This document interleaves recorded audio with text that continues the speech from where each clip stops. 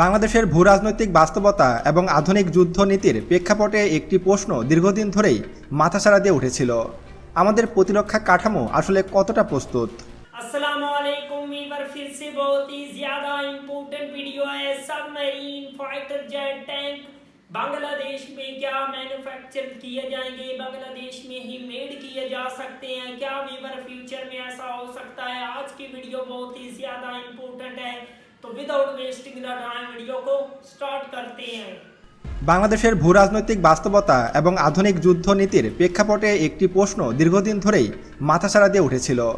আমাদের প্রতিরক্ষা কাঠামো আসলে কতটা প্রস্তুত এবং বাংলাদেশ টানা কতদিন ভারত ও মিয়ানমারের বিপক্ষে যুদ্ধ চালিয়ে যেতে সক্ষম হবে। এরই মধ্যে আমাদের হাতে এসে পৌঁছালো এক বিস্ময়কর নিউজ। বাংলাদেশ এইবার সাবমেরিন কিনতে যাচ্ছে। শুধু তাই নয়, আশিক চৌধুরীর নেতৃত্বে তুরস্ক সফরের মধ্য দিয়ে খুলে যাচ্ছে সমরাস্ত্র নির্মাণের এক সম্ভাবনাময় দরজা, যেটা ভবিষ্যতে শুধু দেশীয় চাহিদাই পূরণ করবে না, বরং আমাদেরকেও রপ্তানিকারক দেশ হিসাবে গড়ে তুলবে। সম্প্রতি তুরস্ক সফরে গেছেন বাংলাদেশ বিনিয়োগ কর্তৃপক্ষ চেয়ারম্যান আশিক চৌধুরী। এই সফরের একটি ছবি ইতোমধ্যেই সামাজিক যোগাযোগ মাধ্যমে ব্যাপক ভাইরাল হয়েছে।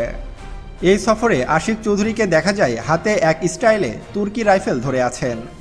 এ ছবির তাৎপর্য কিন্তু নিছক প্রতীকী নয়।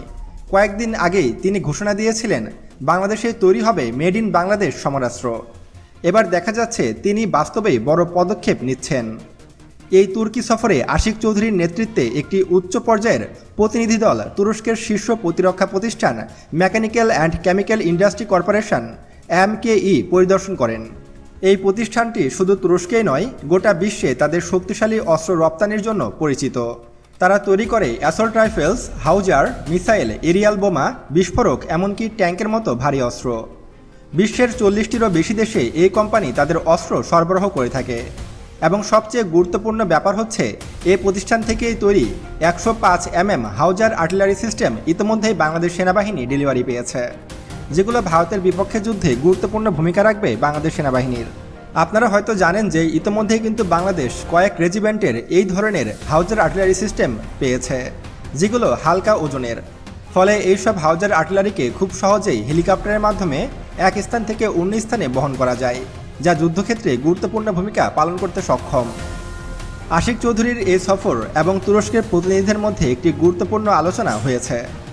বাংলাদেশে এবার তৈরি হবে বিভিন্ন অস্ত্রশস্ত্র, আর কারখানাতে শুধু অস্ত্র তৈরি করলেই হবে না, বরং এখানে অস্ত্র নিয়ে ব্যাপক গবেষণা চালানো হবে এবং প্রত্যেকটি অস্ত্রকে আরও আপগ্রেডেশন করে নতুন প্রজন্মের অস্ত্র তৈরি করা হবে বাংলাদেশেই, যেন যুদ্ধক্ষেত্রে বাংলাদেশ আরও এক ধাপ এগিয়ে থাকতে পারে ভারত ও মিয়ানমারের তুলনায়। আশিক চৌধুরী স্পষ্টভাবে জানিয়েছেন, আমরা তাদেরকে আমাদের দৃষ্টিভঙ্গি ও পরিকল্পনার 360 ডিগ্রি ভিউ দেওয়ার চেষ্টা করেছি, আর এ কথার মধ্যে লুকিয়ে আছে একটি নতুন যুগের সূচনা। বাংলাদেশে যে সকল অস্ত্র তৈরি হয় তার অধিকাংশই তৈরি হয় কিন্তু বাংলাদেশ সমরাস্ত্র কারখানাতে, কিন্তু সেটা পর্যাপ্ত নয়। এই মুহূর্তে বাংলাদেশের প্রয়োজন একটি শক্তিশালী পূর্ণাঙ্গ সামরিক কাঠামো, যা শুধু বাহিরের ও অভ্যন্তরীণ চাহিদা মেটাবে না, বরং আঞ্চলিক সামরিক শক্তিতেও ভূমিকা রাখতে পারবে। আশিক চৌধুরীর কথায় আরও উঠে এসেছে ভবিষ্যতে আমাদের একটি মিলিটারি একাডেমিক জোন গঠনের পরিকল্পনা রয়েছে। এই একাডেমিক জোন বাস্তবায়ন হলে বাংলাদেশ শুধু দক্ষিণ এশিয়ায় নয়, বরং আন্তর্জাতিক অস্ত্রবাজারেও নিজেদের জায়গা তৈরি করতে সক্ষম হবে। অর্থাৎ বাংলাদেশে এবার মিলিটারি একাডেমিক জোন তৈরি হতে চলেছে, যেখানে তৈরি হবে অত্যাধুনিক সব রাইফেলস, অত্যাধুনিক মেশিন গান, অত্যাধুনিক যুদ্ধ ট্যাঙ্কের মতো সমরাস্ত্র, যা দেশ ও বিদেশে সুনাম অর্জন করবে, এবং বাংলাদেশ অর্থনৈতিক বিভিন্ন জোন এবং বিভিন্ন অবকাঠামো। বাংলাদেশ নৌবাহিনীর বহরে যখন 8 থেকে 10টি সাবমেরিন থাকবে, তখন কিন্তু আমরা ভারতকে কোনো রকম গুনতিতেই ধরব না। সেই সাথে বাংলাদেশ নৌবাহিনীর জন্য প্রয়োজন হবে এয়ারক্রাফট ক্যারিয়ার অথবা হেলিকপ্টার ক্যারিয়ারের, কারণ আমাদের বিশাল বঙ্গোপসাগর পাহারা দেওয়ার জন্য আমাদের হাতে কিন্তু তেমন কোনো শক্তিশালী যুদ্ধজাহাজ নেই বা ডিস্ট্রয়ার নেই, আছে শুধু করভেট ও ফ্রিগেট, যেগুলো দিয়ে কিন্তু বঙ্গোপসাগরের নিরাপত্তা দেওয়া কঠিন হয়ে যাবে। তাই বাংলাদেশে এখন প্রয়োজন পড়বে হয় ডিস্ট্রয়ার জাহাজের অথবা এয়ারক্রাফট ক্যারিয়ারের। আর আশা করা যাচ্ছে made in Bangladesh aircraft carrier যুক্ত হবে বাংলাদেশ নৌবাহিনীতে। হয়তো অদূর ভবিষ্যতে বাংলাদেশ নৌবাহিনী এই ধরনের শক্তিশালী পদক্ষেপ নেবে। আপনারা হয়তো জানেন যে বাংলাদেশ নৌবাহিনীর গৌরবময় ইতিহাস কিন্তু দীর্ঘদিনের।